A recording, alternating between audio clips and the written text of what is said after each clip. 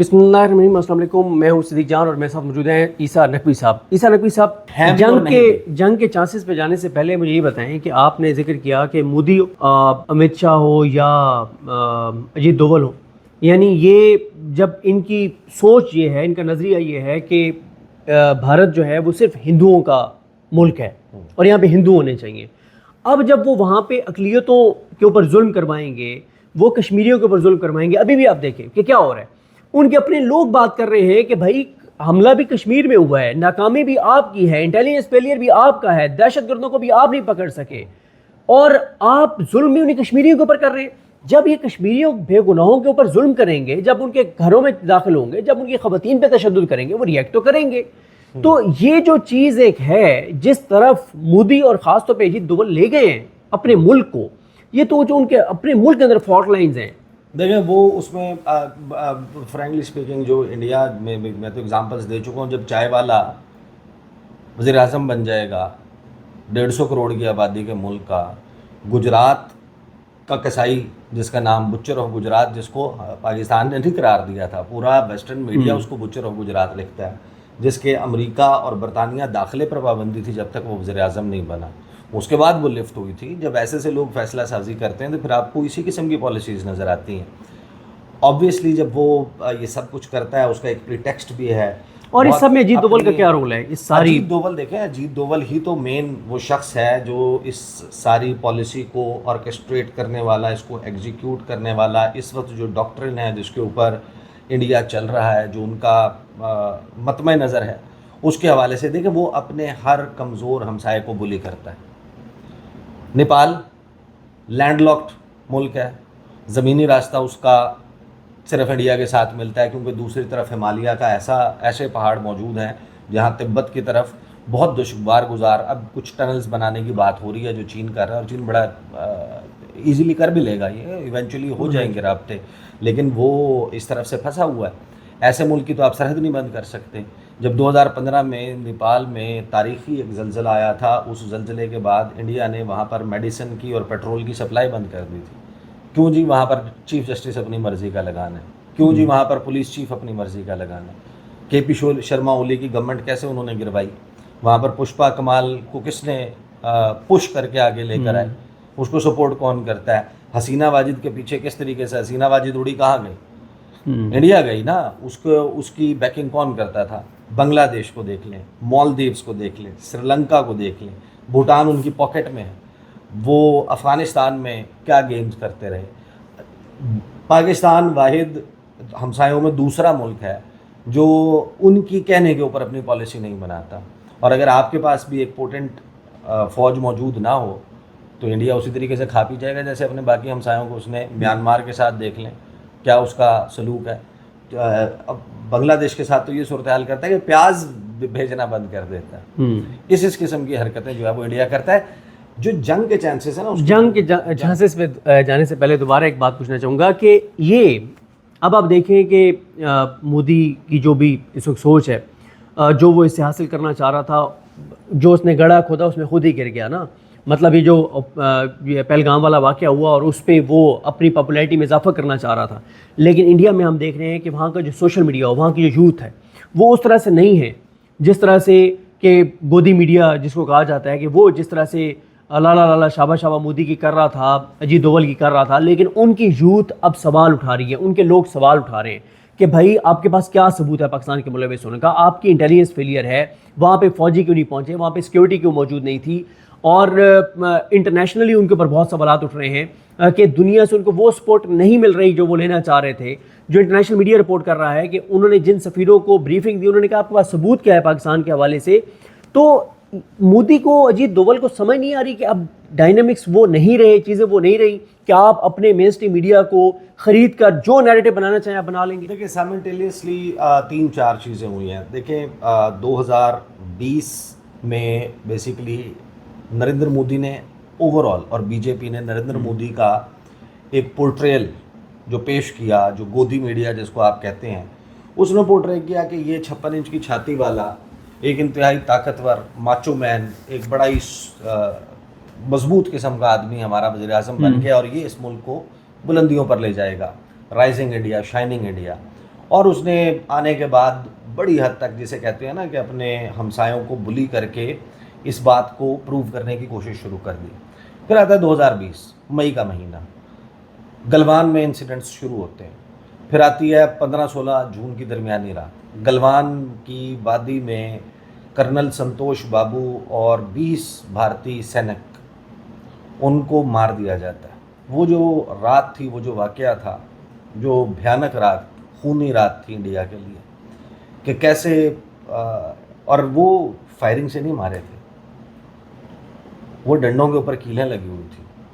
اور وہ انسیڈنٹ, اس کی جو فوٹیجز بعد میں ایونچولی سامنے آئی, جتنا ایریا اس کا انڈیا کا اس میں لوز ہوا, اس کے بعد نریندر مودی کا نام پڑ گیا سرنڈر مودی. اور وہ جو ایک ہزیمت, وہ جو ایک شرمندگی تھی, اب ظاہر ہے کہ چائنا کا وہ کچھ کر بھی نہیں سکتا تھا. چائنا کی جو ویسٹرن تھیٹر کمانڈ ہے, جس طریقے سے, جس پریپیئرڈنیس کے ساتھ, جس تیاری کے ساتھ وہ لائن آف ایکچوئل کنٹرول پر موجود تھے, اس پہ ویسے ہم نے نیکسٹ ویڈیو میں بات کرنی ہے, جس طرح سے وہ موجود تھے, تو انڈیا اس کا کچھ نہیں کر سکا. اب موجودہ صورتحال میں اور اس کے بعد سے اوور آل انہوں نے امیج اپنی حکومت کا اور نریندر مودی کا ایسا بنا دیا کہ یہ تو بھائی جب کچھ بھی ہوگا تو ہم کھا بھی جائیں گے. پاکستان کے حوالے سے الیکشن کیمپین میں نریندر مودی تقریریں کرتا رہا, اگر 2019 میں رافیل ہوتا تو ہم یہ کرتے وہ کرتے. راجناتھ سنگھ کہتا رہا کہ اب وقت آ گیا بہت جلد کہ ہم POK پاکستان آکوپائیڈ کشمیر بھی لے لیں گے. پھر اس نے یہ بھی بیان دیا کہ ہم نے یہاں پر گھس کے کوئی 2 درجن سے زائد پاکستانیوں کو مارا جو انڈیا کے خلاف تھے. انہوں نے تو اعتراف کیا اس بات کا. تو اس سے امیج اس نے خود ایسا بنا دیا کہ یہ واقعہ جب ہوتا ہے اس کے فوراً بعد نہ صرف یہ کہ پاکستان پہ الزام لگتا ہے, بلکہ گورنمنٹ پہ پریشر کریٹ ہو جاتا ہے کہ آپ پاکستان پر اٹیک کرو. لیکن اس ساری ایکسرسائز میں جو اپنا نقصان کیا انڈیا نے, آپ دیکھیں انہوں نے اپنے طور پر تو کشمیر نارملائز کر دیا تھا, آرٹیکل 370 ریووک کر دیا تھا, انہوں نے کشمیر کو اسٹیٹ کا درجہ دے دیا تھا, اٹانومس ریجنز, اور وہ جو سارا ایک اوور آل چلا آ رہا تھا انہوں نے اس کو تبدیل کیا. پھر G20 سمٹ کے انہوں نے ایونٹس وہاں پر کروائے, and hundreds of billions of dollars, میں سینکڑوں ارب ڈالرز کی بات کر رہا ہوں, اس کی انویسٹمنٹ پلیجز اور چیزیں شروع ہو گئی تھیں کشمیر میں. اب اس ایپیسوڈ میں انڈیا نے خود اپنے اس میں پھنس کر, اپنی نعروں میں, اپنی دھمکیوں میں, اپنی دھونس میں, اپنے غرور میں, اپنے تکبر میں, اس میں خود پھنس کر انہوں نے کشمیر والے معاملے کے اوپر پوری دنیا کو یہ خود بتا دیا کہ نہیں بھائی کشمیر سیٹل نہیں ہوا. بالکل, کشمیر کی جو متنازع اسٹیٹس ہے آج پھر ابھر کر پوری دنیا کے سامنے آیا کہ انڈیا کے ہاتھ میں نہیں ہے ہر چیز اس وقت. اور وہاں پر جو اب سوچیں سینکڑوں ارب ڈالر کی انویسٹمنٹ ہونی تھی, وہ انویسٹمنٹ اب اس طریقے سے ہو پائے گی. دنیا کا سب سے ملٹرائزڈ, یعنی تقریباً 8 عام شہریوں کے اوپر, 8 کشمیریوں کے اوپر ایک سولجر ہے. 80 لاکھ کشمیریوں کو کنٹرول کرنے کے لیے 9 لاکھ بھارتی فوج ہے. 9 لاکھ بھارتی فوج سے زائد وہاں پر جو ہے, باقی آپ کو پتہ ہے کہ فورسز کے لوگ موجود ہیں.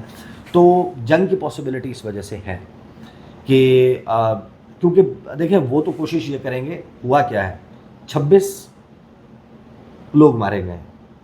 عام شہری کو مارنا کوئی جسٹیفائی نہیں کر سکتا. عام شہری کا مارا جانا ٹیررزم ہے.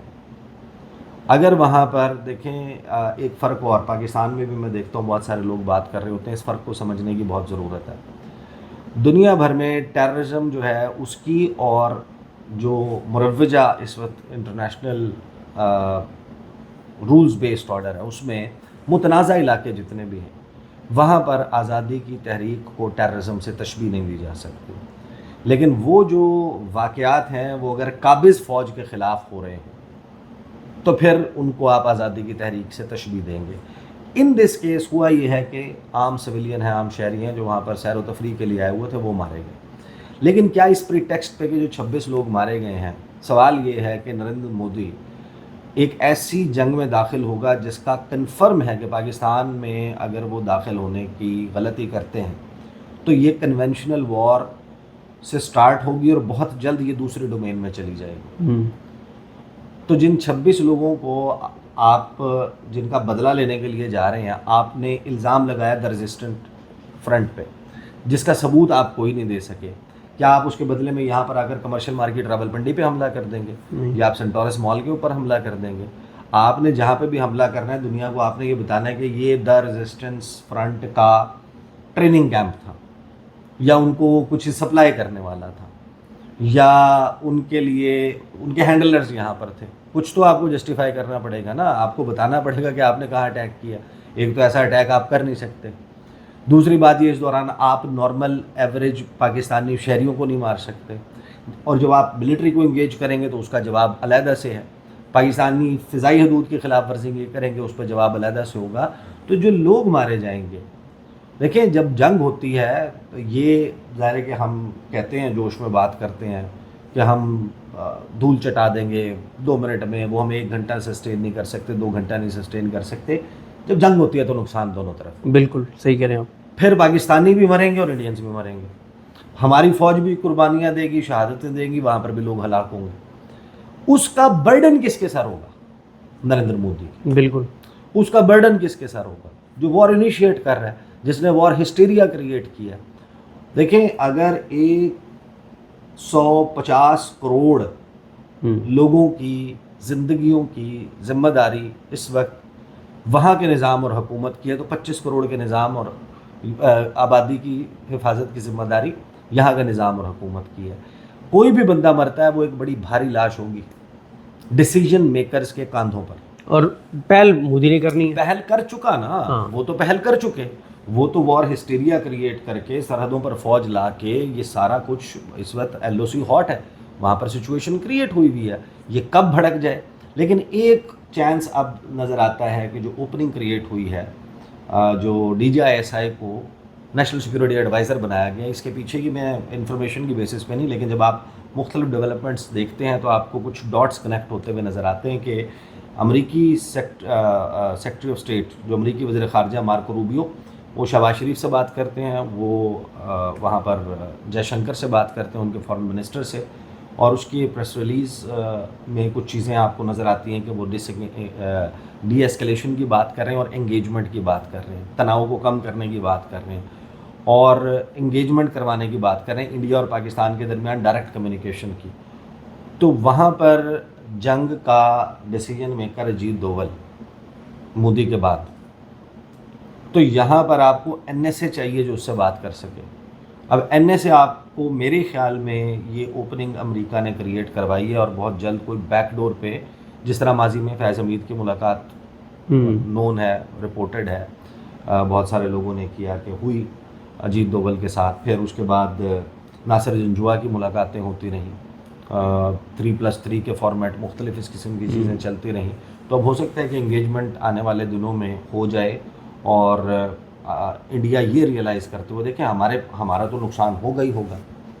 انڈیا کا کتنا نقصان ہوگا؟ انڈیا جو ہے وہ 600 سے 700 ارب ڈالر کے درمیان فارن ریزروز، اور وہ جس سپیڈ پہ وہ اپنی اکانومی اور چیزوں کو لے جانے کی کوشش کر رہے تھے، آپ کا کیا خیال ہے کہ پاکستان سے جنگ کر کے کئی دہائیاں پیچھے جائے گا انڈیا؟ نقصان اس کا بہت ہوگا. تو وہ اگر تو یہ غالب آ جاتی ہے سوچ، پھر تو جنگ کے امکانات کم ہیں.